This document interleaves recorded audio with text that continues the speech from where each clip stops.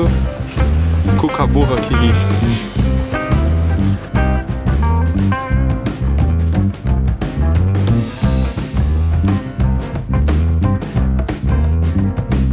Dá uma risadinha aí pra nós.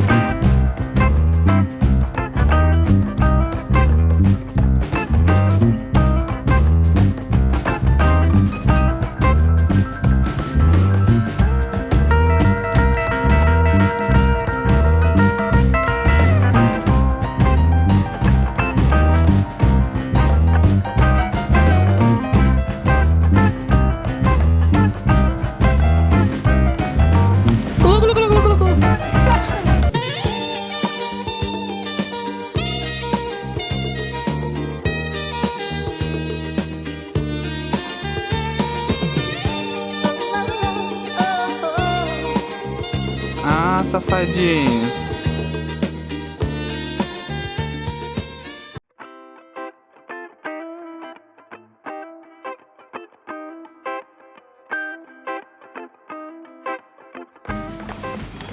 Que é o famoso ornitorrinco.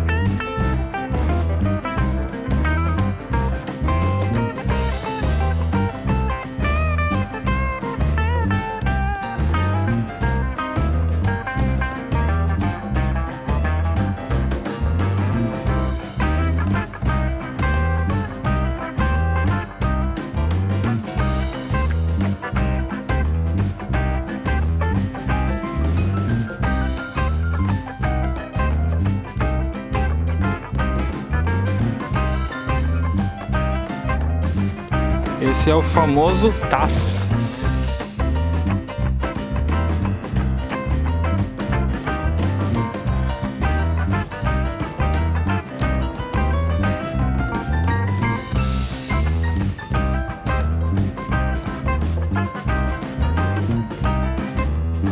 Olhando assim nem parece que é um demônio.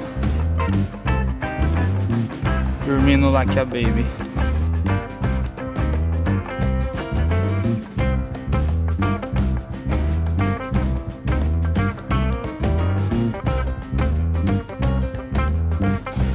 Expectativa,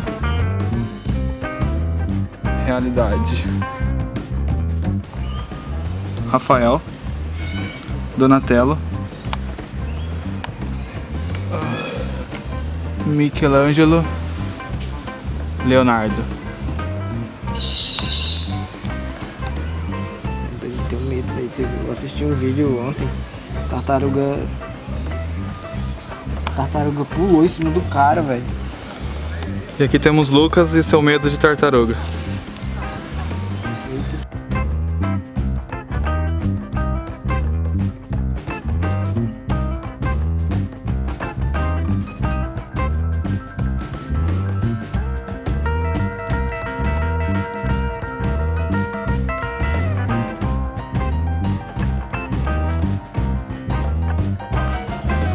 E aqui nós temos o tão esperado koala.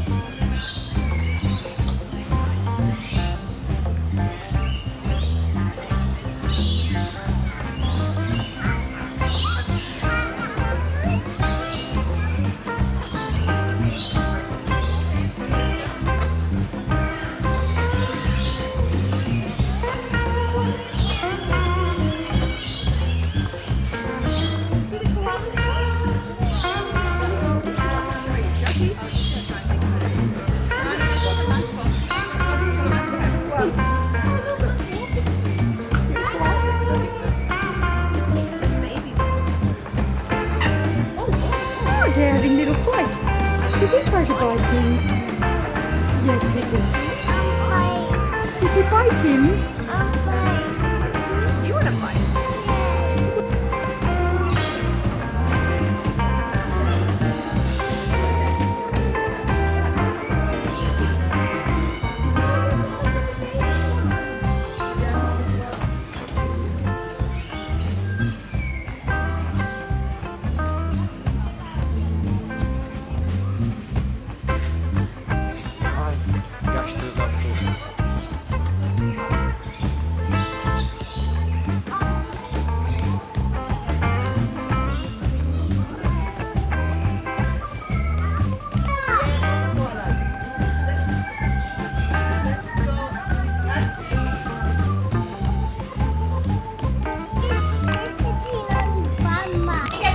Um, dois, três, quatro, cinco, seis,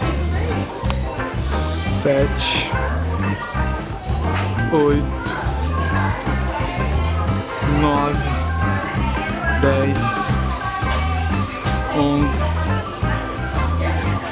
12, 13, 14, 15, 16, 17, 18, 19, 20, 21, 22, 23. Ah, muitos. Aqui temos esse koala mostrando toda a sua flexibilidade e mostrando um pouquinho a mais também.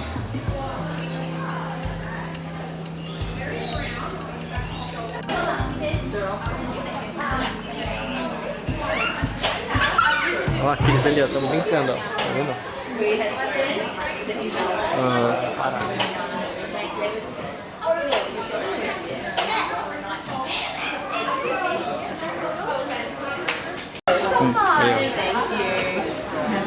Next, please.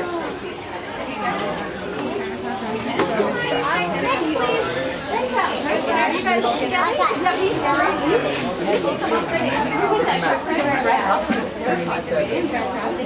Yep, you sure will. Yeah, that's good. Awesome. Did you guys want to switch? Yes. Yeah?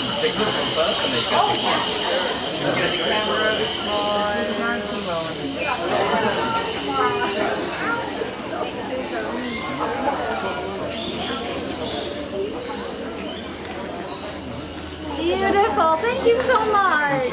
Next, please. What?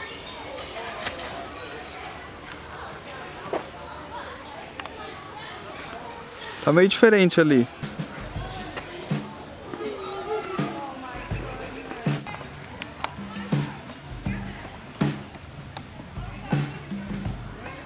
Foto da foto. Ei, ele tá morto. Respira. Respira. Ah, respirou.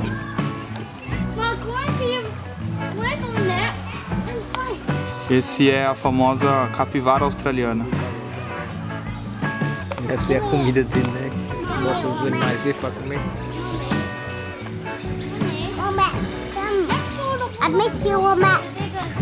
Ô capivara. Capivara.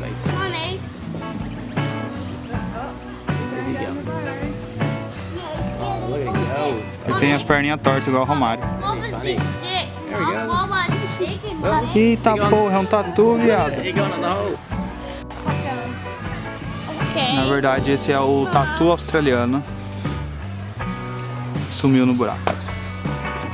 Ô Lucas, no buraco que esse bicho faz aí, tatu caminha dentro? Que é isso, rapaz.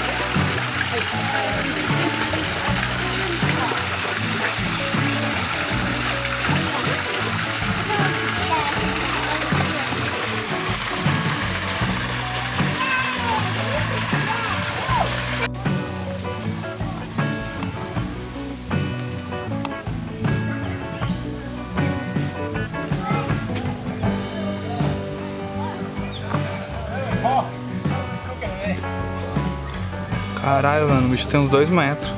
Olha o andar dele que top. Tem 2 metros não, velho. Não, tem 1,5 metro.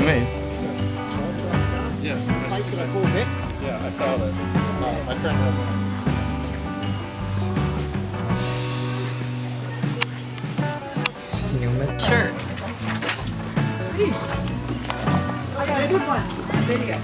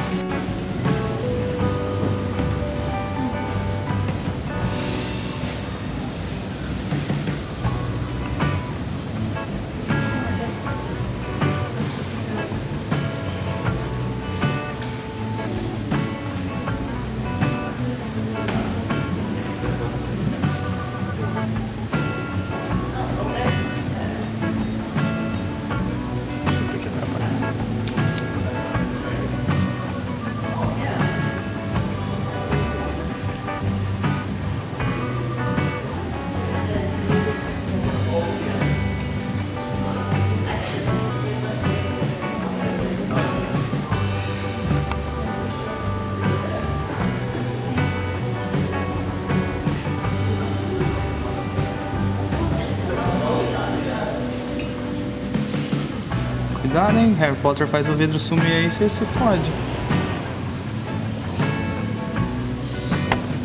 Caramba, deixa eu sentar.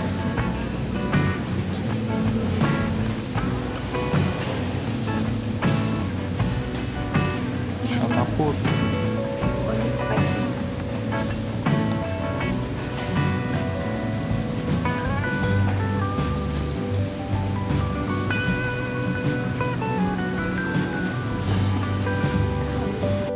de espinho na cara.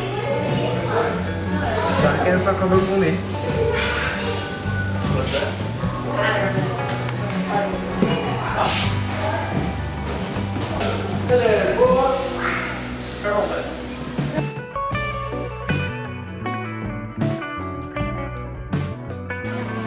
Esse é o famoso cão assassino australiano. Saudades da minha Nalinha. Não tem ninguém aqui hoje.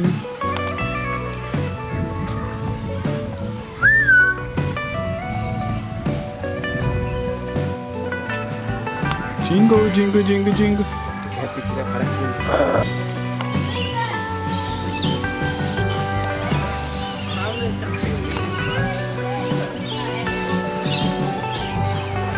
Ah, ele é pequenininho, achei que ele fosse maior.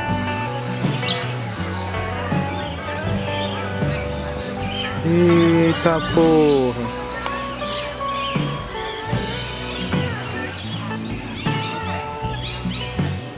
O tamanho da pata dele.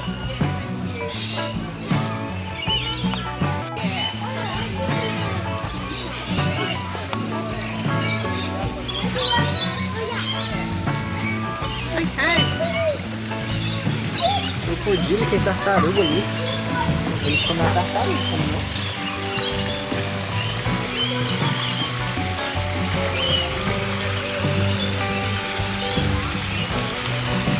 Tá vendo algum?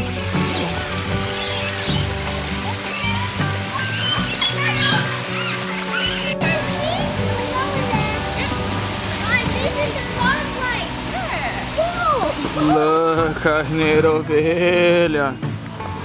Lá, carneiro ovelha.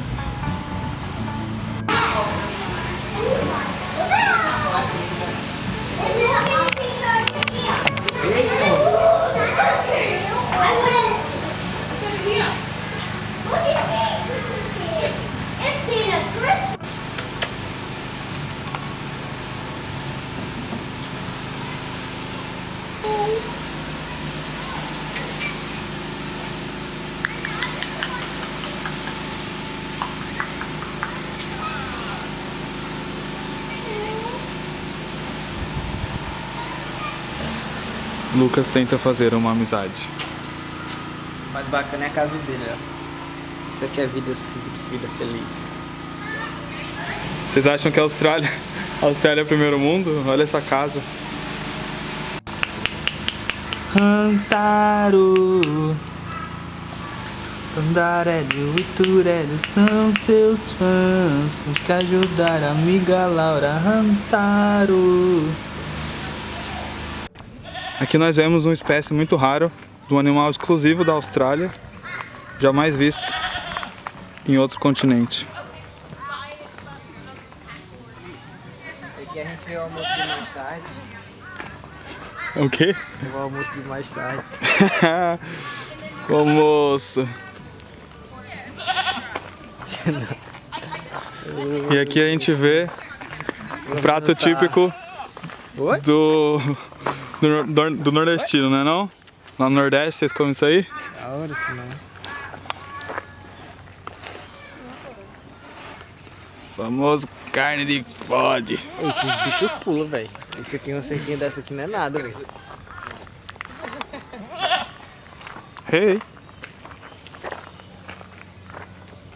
Tell me. Bé. E aí, Juliana? Suave? Juliana. Fatiminha?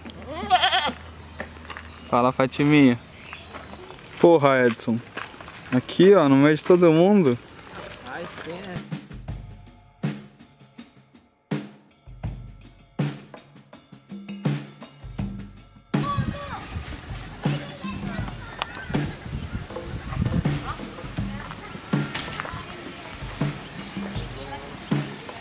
Caralho, ele é muito grande, mano.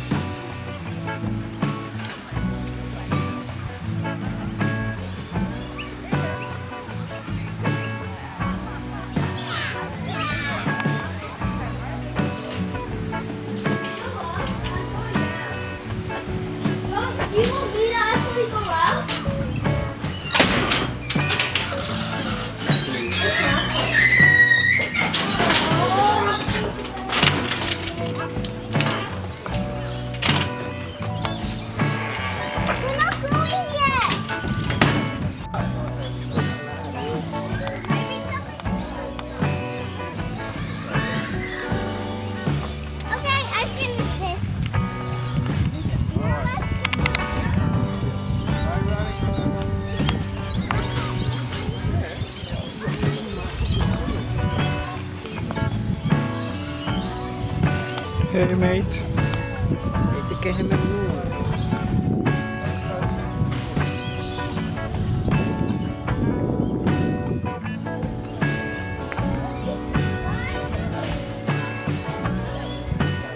Tu tem barriga?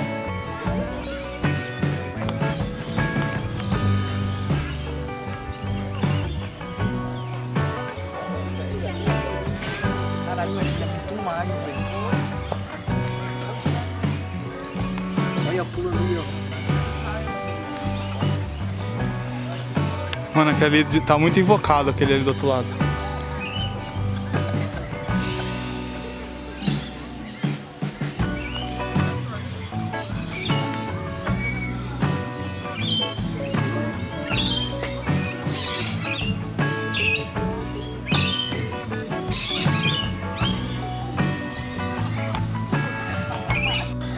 Ei, macho. Bota no rabo.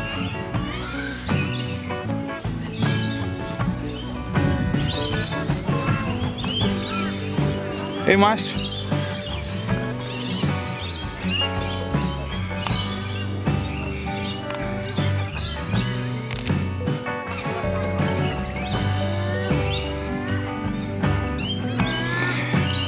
Eita, soninho.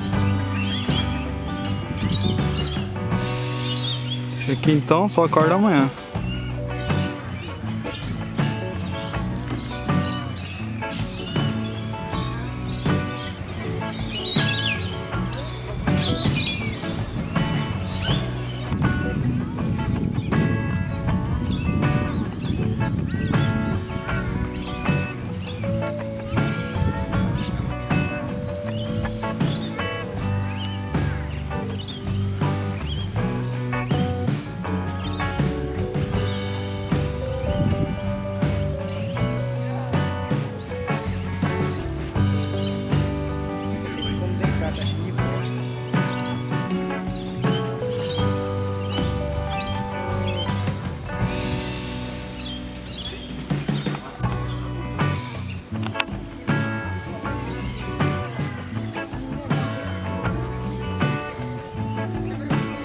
Lá da ponta tem um estranho.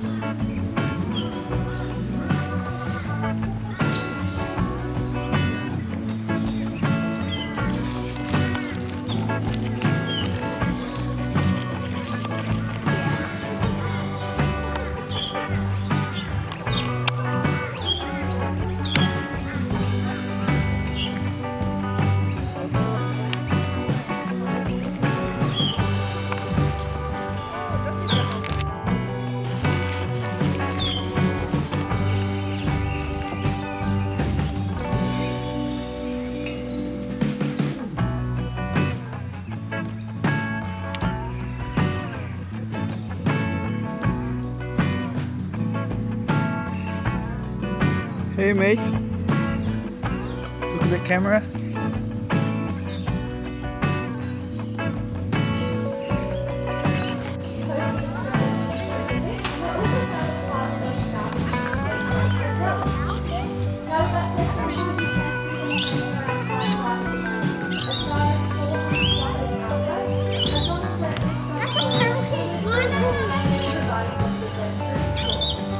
Now, one of the coolest features they have is their silent flight. Just demonstrating there, you can't hear anything, A which coruja is do great Harry for when Potter, they're sneaking viado. up on those little mice. Basically, they have silent flight because they're so incredibly soft. And their feathers are actually frayed along all the edges on their wings, so air can't vibrate off them to make a noise.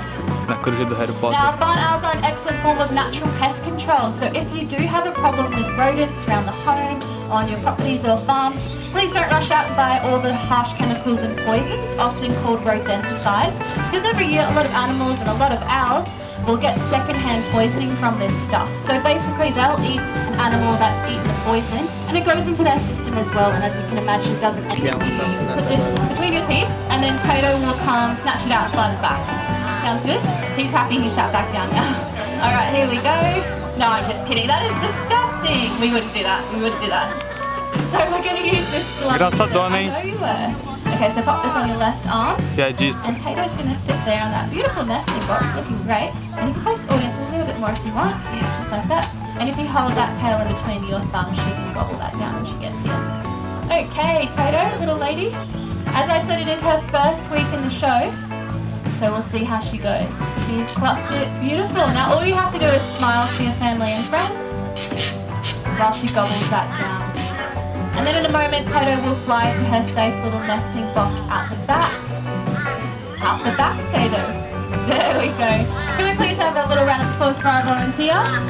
Thank you so much. Okay, then we can take a seat. Wolfie, she is one of my favorite owls. And she's going to be flying over your heads as well.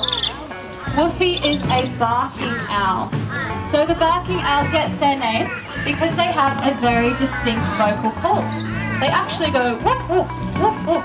But they do this usually at dusk and dawn because they are what is known as a crepuscular species. So they're active in very low light conditions. As she's flying now, she's making some really happy little trilling noises because she's excited to get her food. They're very vocal and chatty indeed. And if you're lucky enough, you might even know they have are the size of their feet. If you remember the barn owl we just had out, her feet were tiny and puny, good for catching mice. Very how she eats that. So firstly, she's going to look around, make sure you guys don't steal it, and then tenderize that skull in a moment or two. Maybe she's seen something in the sky, and down it goes. Easy. Is that how you kids eat your mice? Charming, isn't it?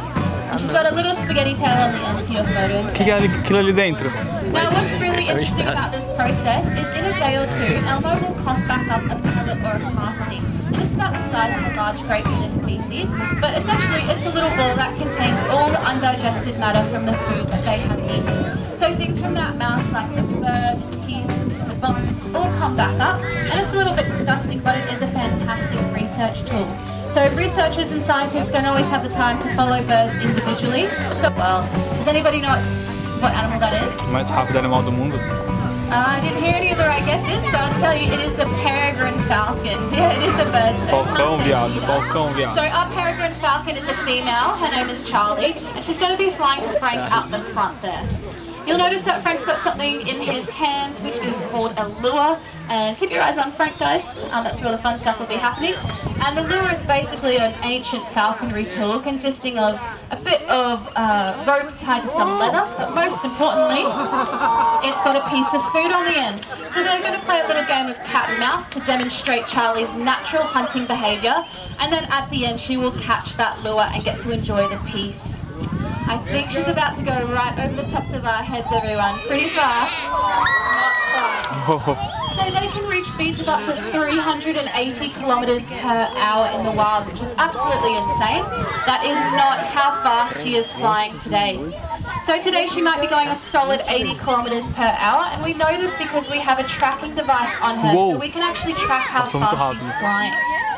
In the wild, they reach these speeds by going into their stoop. So a stoop is when they start very high in the sky and they've spotted, oh wow, a bird below them that they'd like to. So Frank will pick her up and we can see her in a second, everybody. But they'll dive straight towards the earth, essentially becoming like a bullet, really streamlined and really fast. So they are what we call an aerial hunter, meaning they take down their prey up in the sky. So the things that they like to eat, of course, are other birds. And a lot of birds that are in large flocks, so it's really easy for them to catch one. So things like pigeons, starlings, things like that. Now, peregrine falcons are found all over the world as well. And it might surprise you to know that you can find them commonly in our built-up cities. So even here in Brisbane, there are a few pairs of peregrine falcons. And the most dense population of peregrine falcons in the whole world is in New York City, which is very cool. The reason that they like to live there are due to the tall buildings and skyscrapers, which provide really tall ledges for them to nest on. And these ledges kind of act like the cliff faces that they would nest on out there in more wild landscapes. But when they're flying around the cities, they have to do a lot of manoeuvring, and this can sometimes result in injuries. So we have another peregrine falcon named Maverick, which is actually Charlie's boyfriend, and he was a juvenile that ran into a building. So his wing was injured, and it has now healed, but not to the extent that it needs to for him to fly really fast in the wild and catch his prey. So he stays here with us.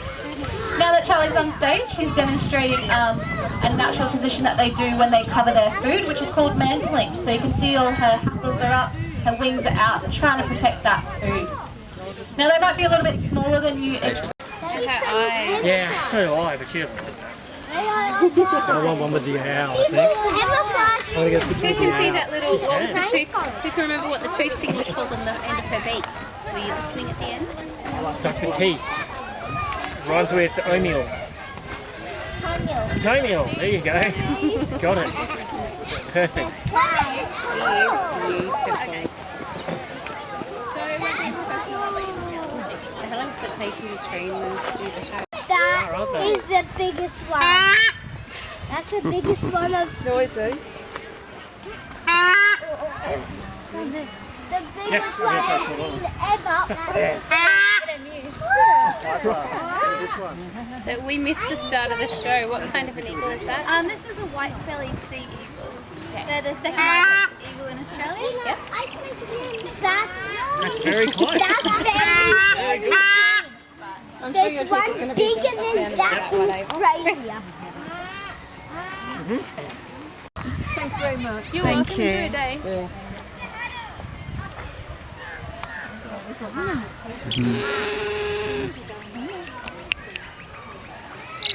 What's the name? Elmo. Elmo? Thank you. Welcome to Lone Pine Sanctuary today. Welcome to our sheepdog show. My name is Kelsey and today we're going to give you a little demonstration of how we can use our dogs to work our stock here in Australia. So I have two beautiful dogs with me today. Down the front here I have Flirt. She is a 2-year-old Australian Kelpie. And behind me I have Fergie and she is a 5-year-old Border Collie. So Border Collies and Kelpies are the two breeds of dog that we use most here in Australia when we're working with our stock. And that's because they're very intelligent dogs, which makes them a little bit easier to train. But the most important reason that we use them is that these dogs have a natural herding instinct. So that means instead of chasing our sheep further away from us, like most dogs will do, they'll actually go out and collect our sheep and they'll bring them back to us. So that's what makes them so special. So you can see Fergie behind me there has a bit of a longer coat than Flirt. So traditionally, Border Collies have really long, thick coats, and they also have quite short legs. And they've been used for hundreds of years over in Scotland and England where the breed originated, and they have become one of the most widely used sheepdogs in the world as well. But when they were brought over here to work in Australia, it quickly became and that is bringing the sheep to whoever's asking her to do the job and keeping the sheep with that person as close as possible. So this is really great when we're working with our sheep in big, nice open paddocks, because it means we can move wherever we want and the dog is just going to bring the sheep along behind us. But when we need to move our sheep through a narrow obstacle like a gate or a raceway, we don't really want to be in front of those sheep with the dog working behind them, otherwise we could get knocked over and potentially injured by those sheep. And that's where we can teach our dogs directional commands. So we can use a combination of verbal commands or whistles, as well as body signals and body language to tell our dogs how we want them to move around those sheep. So when Flirt and the sheep get to me here, I'll show you those directional commands that we can use. And then after that, we're going to take them through the 3 obstacles that we have behind me out here in the paddock. And at the end, we'll bring them right down the front into those yards so you can have a closer look. But if Flirt does get every sheep through the obstacle, make sure you give her a big round of applause and tell her she's doing a good job.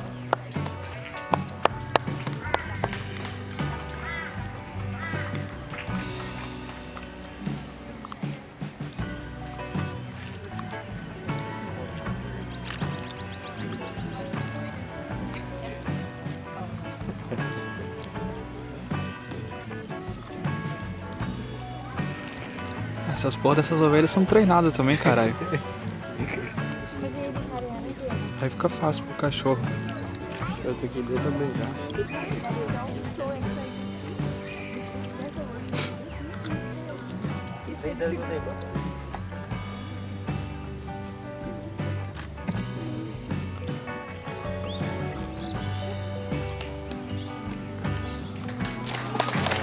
Good girl.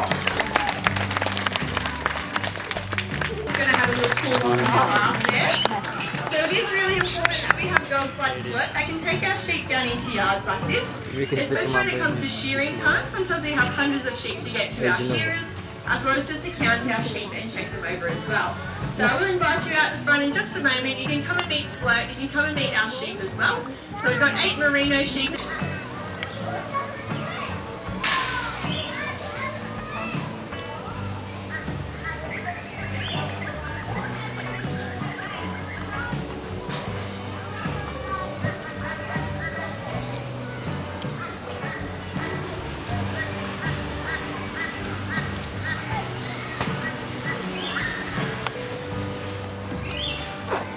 tem a porra da Argentina e não tem o Brasil.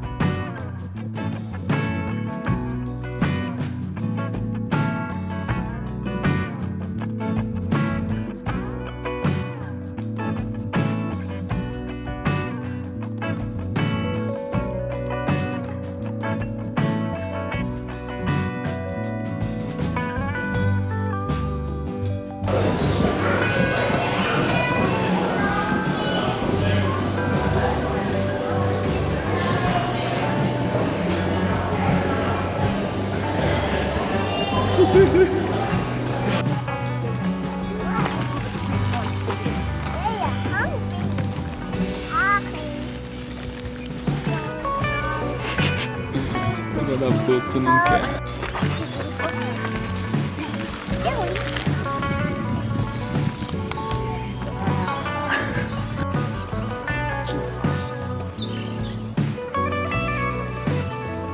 Nossa, tem um monte na frente dele, ele não vai querer nem fudendo.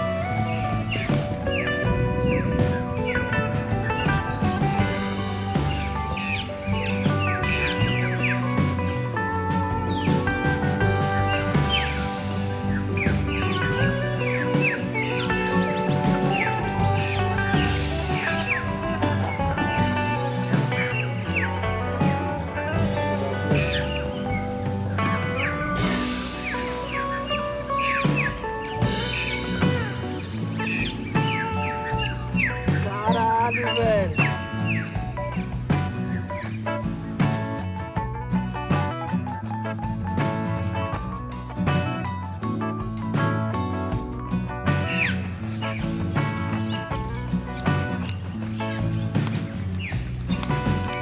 Isso aqui deve ser da mesma raça do Dino. Que é Dino? O cachorro lá. Dingo? Dino, né? Dingo. Dino, é o que eu quis falar. Hey, buddy.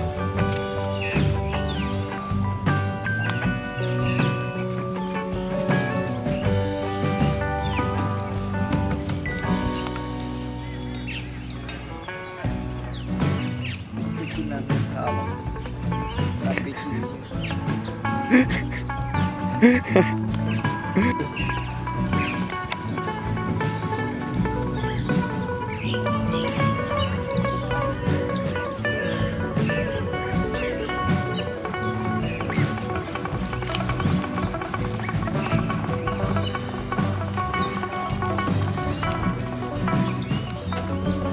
Como é fininha a mãozinha dele?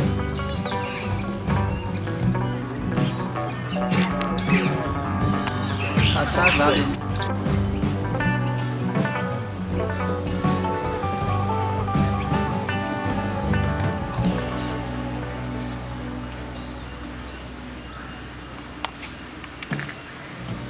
E aí, macho, o que você achou dessa experiência? Ah, bacaninha. A gente viu o koala, a gente viu o canguru. Esses aqui foram quem fundou aqui o santuário. Bye bye. Bye bye. Science 1927. Come on.